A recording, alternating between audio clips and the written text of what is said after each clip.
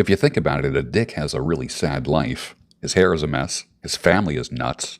His neighbor's an asshole. His best friend is a pussy. And his owner beats him. Oh, Dad, let me put some new colors in your paint box. They're about as weak as the engine that's pulling this train. Remember this, it takes 6 men to carry a guy to his grave. It takes 1 woman to put him there. I never thought of it that way. Well, I can tell you're the kind of guy that goes around opening doors for broads, holding their chairs, and knocking yourself out, right? I'd be known to do that. You know who started this whole schmear? English guy called, Raleigh. Sir Walter Raleigh? That's the goof. This broad wants to cross the street. So he lays his coat down on the water for her to walk on. So what happened? She's got dry feet. He puts the wet coat on and gets pneumonia.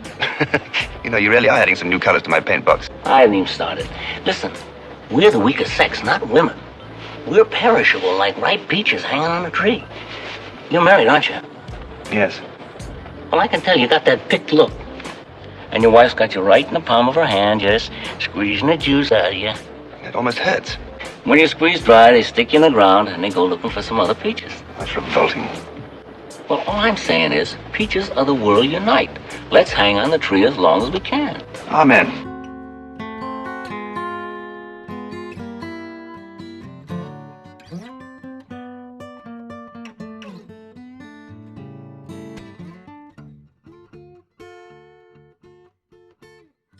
Stirring the coffee with chopsticks using the vortex method, the only true way to optimize the taste of your coffee. At the molecular level. Good morning, welcome to the Daybreak Show.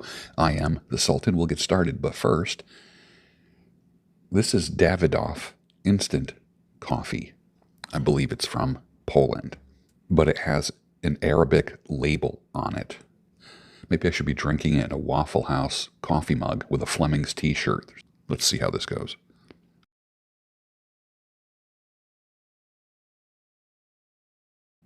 Actually, pretty darn nice.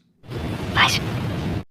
I am of the belief that there's no quicker way to kill love and attraction than by putting a ring on it. Honestly, I did it twice in my lifetime. Never going to happen again. And I will tell you, I watched more men look forward to that when more than half, think about this, if 56% of all marriages end in divorce, that means 56% of the rings that get put on a woman's hand get rejected, end up in a top drawer somewhere. Automatically there becomes a sense of entitlement. Men are way too quick to try to make things permanent. Way too quick.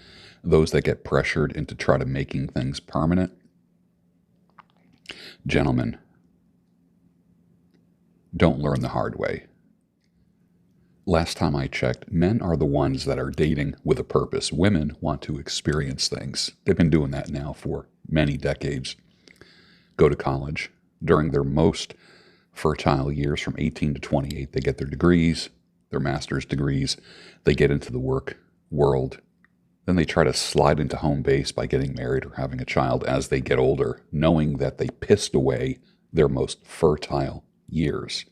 Like I said, guys, the tables have turned. Men are the ones that want to be married and start families now. Women are the ones that are putting it off. In the United States, we are now at 0 population growth. People are not having babies faster than people are dying. We're not replacing the population. It sounds like all the depopulation efforts have worked, haven't they? Women's attitude now is, ew, marriage and family? I would rather call another man boss. I would rather cry in the ladies' room because this sucks and I know I should be home being a wife and a mother. Part of being a God-pleasing woman is to procreate. It's more important than your career or education. And hormonal birth control is evil. If you are remaining celibate, that's one thing in order to please God. But taking hormonal birth control so you can receive dick is not part of God's plan. I don't care how much you go to church. Sorry, ladies. It doesn't work that way. So 99.9% of the men have incredible expectations of them. Make some money, have some muscles, be in shape, have your shit together, own a home. With women, and that's perfectly acceptable, right? But with women, The most prized thing is purity, not her earning power, not her resume, her fertility and purity. But that is gone. So we're getting secondhand purity, sometimes 10th hand.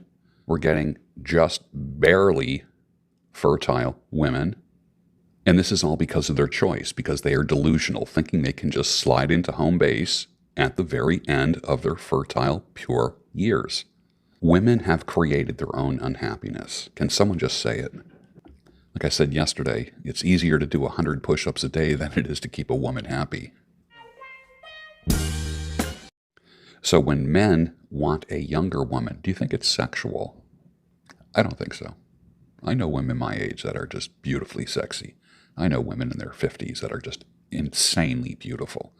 But why do men want a younger woman? They want pure, or as less miles on it, the same reason why you buy a car. You want something with low miles. You don't want something with high miles on it. Great ass! After 3 or 4 dicks, which is all women now, they lose their ability to bond. That is not a lie. That is not a myth. That's not something that some manosphere weirdo made up. And that's backed up by the divorce rate in failing marriages and the cheating rate. Great ass! Think about this. 85% of all affairs happen in the workplace. Great ass! So one of the reasons why men go lower is the same reason why you want a car with low miles. Great ass! So nothing triggers a woman more than hearing the phrase half plus 7. Great ass! Like for my age, the youngest that I could go would be 38, 39, 40. Great ass! And somebody got triggered on that with a private message, but that's the way it is. Gentlemen, don't forget that one-itis kills. Don't forget what it did to you and act accordingly. Focusing only on one woman is setting yourself up for a heartache, a heartbreak, emotional distress. I've always enjoyed having a couple different vehicles. If one doesn't work or is in the shop, I usually drive the other. When I had a motorcycle, I drove the motorcycle. Having a backup plan is not bad. One-itis is when you have only one car, and that doesn't work, and you have to find other methods to get to work or go shopping, or to have a normal life. When you have one woman, you are placing your contentment and your life revolves around one woman. What happens when she's gone? As in, she splits. Like, I'm unhappy, or it's me, it's not you. What happens when all she has for you is, I'm sorry, I can't do this any longer. Please forgive me. Then what are you stuck with? This is why men go MGTOW, go their own way. This is why men say, I'm done. Or a guy just turns to someone else that he has on deck. Your grandmother said it perfectly. Don't put all your eggs in one basket. If you put all your love towards one woman and she splits, and there's a good possibility she will split, they all say, I'm not like that. Every single one. Every single woman in your life, if you're a single man, will say, I'm not like that. Your first mistake is you didn't look at her past. It does freaking matter. Patterns don't lie. Hey, quick question. What is your 100 push-ups a day technique? Do you do 10 sets of 10, 5 sets of 20? What do you do? I'm kind of a 10 sets of 10 guy, and I change my, I don't want to say my grip, but the stance of my hands. Sometimes I do them like I will just put the hands just below the shoulders and do my push-ups like this. Sometimes I kind of turn them in. Sometimes I do the diamond push-ups. Sometimes I do a wider stance, a wider placement of my hands. There's times where I will do them on a kitchen counter. I vary them. So I'm not just doing one type of push-up. Plus it adds a little bit of variety. I think one of the reasons why people don't work out is because of a lack of variety. Once you start going to a gym, and let's say you're going on a regular basis for about 3 months, it kind of gets a little bit boring unless you change up your routine. Like you already know the circuit that you're going to do. When you start to feel a little bit bored with it, Do your circuit the other way. Mix it up a little bit. It'll feel like a different workout. It'll feel like a different gym. Same thing with push-ups. Rather than just dropping, drop and give me 10. Change the placement of your hands. It makes it much easier. Men do get triggered when she upgrades economically, like she left you for a guy who makes more money or has more stuff or seems to have it together more. Women get triggered when a man upgrades by going younger. And the women benefit from that because they're with a man who is wise. Many women look at a man who's a little bit older and they will think that that man has life experience and wisdom that men her own age don't have. So it's certainly appropriate to go younger. A big high five and a fist bump to those who went through a breakup or a divorce recently. It's never easy, no matter who you are, no matter what the situation. It never makes sense. One of the biggest wastes of time is going to try to figure out why it happened. You will waste more time trying to figure that out, my brother. Let me tell you. Hang in there and make a new normal, as hard as that seems. And when in doubt, do nothing. I have been counseling and coaching people who have gone through breakups and divorce for 4 decades, a long time. Never try to fix what someone else has broken, ever. Let the dust settle a little bit. You're going to make it. You'll be okay. But wait a minute. You have one-itis for a woman that disrespected you, lied to you, deceived you, and enjoys spending time with another man? Bro, you got bigger problems, and one-itis is not one of them. I took a poll. I asked the question, do women feed you and fatten you up so that you're not going to be attractive to other women? Is this true? 64% said yes. 36% said no. Interesting. So the majority of men think that a woman will fatten you up so you're not attractive to other women. Could be a form of mate guarding. I guess that door swings in both directions, doesn't it? Well, Pectober is going well. I feel good, trim, slim. I like the lean life. Have you thought about having the lean life? It's not about size anymore. Think about it. There was a point in my life where I just wanted to get huge, and I did. But there is nothing like the lean life. You've heard some people say it takes money to make money. Is that true? I don't think it is. It takes courage and a little bit of crazy to do that. 70% of the fortunes made in the past 50 years were made by people who brought nothing to the table but risk and courage. Remember when I said you are not depressed, you are discouraged. What is the cure for discouragement? Courage. Leaves are falling all around. It's time I was on my way. Thanks to you, I'm much obliged for such a pleasant stay. But now it's time for me to go. The autumn moon lights my way. For now I smell the rain, and with it pain, and it's headed my way. Led Zeppelin, 1969. Great lyrics, great song. The lean life. When you're younger, you want to build muscle. When you're older, you want to maintain muscle. Opt for lean and strong and fast and flexible, and it will be a win for you. Donate those XL extra large shirts to the thrift store, to Goodwill, those 38-inch waist pants. Don't keep them. Don't keep them in the back of your closet just in case you put weight back on. Focus on getting down to a 32 to 34-inch waist and no belly. The lean life does not disappoint. Everything is better when you are trim, lean, strong, muscular, flexible.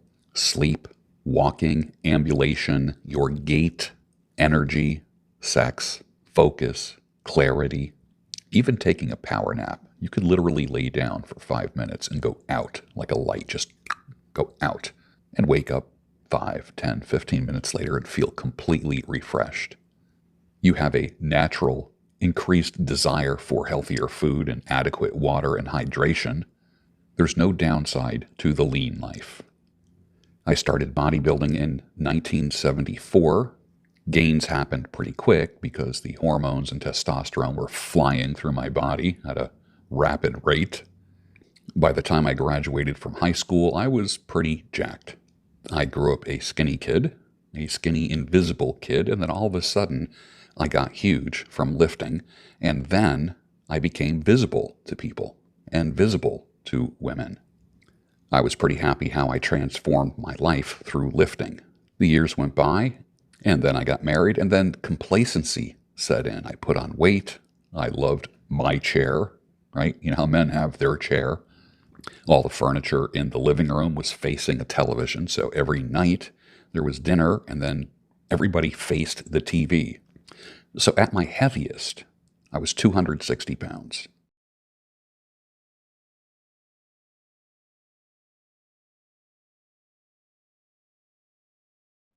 And then you get a couple wake-up calls like high blood pressure and type 2 diabetes, and then you realize, I got to take care of myself. Health is no longer on autopilot. I actually have to do stuff to be in good health. And you can't out-train a bad diet. Nobody loved pasta, bread, pizza, beer, desserts, and sweets more than me. And it all just about killed me. What saved me? Diet, nutrition, activity, moderate, regular exercise, not grinding in the gym. It all saved me. So I implore you to be a work in progress. Get those 100 push-ups a day in. I don't care if when you do a push-up, you're on your knees. You don't have to be planking like on your toes when you do push-ups. If you can't do push-ups, do them on your knees or do them against a kitchen counter. Quick little advertisement for my voice. If you need narration for a project, let me know. Just message me. I am happy to attach my voice to your project or do some kind of voiceover if you need it. I've done hundreds of them in my career, and I'm happy to do it for you at a reasonable cost. Just a reminder that I will trade this entire lot of new and sealed in the box DVDs for something you have that I may value. That lot of DVDs includes Fear the Walking Dead, the complete series, The Walking Dead Season 10, Leprechaun Returns, Labyrinth, and The Dark Crystal. That lot of DVDs can be yours. What do you have that you want to trade me for? And if you would like to sponsor a Daybreak Show with a product or service that I think would be a good match for this show, let me know. We've had all kinds of sponsors over the years, from beard products to coffees to all kinds of home services. Just message me and I'll give you the rate. And with that, finish your coffee and I'll see you on the next Daybreak Show, your home of sanity, clarity, and reason. Całunków tyle dałam szaławile, a on przenajsłodsze chwile podarował mnie. Mrużył czarne ślepie, śpiewał mi o stepie, a mnie było z nim najlepiej, a bez niego źle. La la la la la la la la la la la la.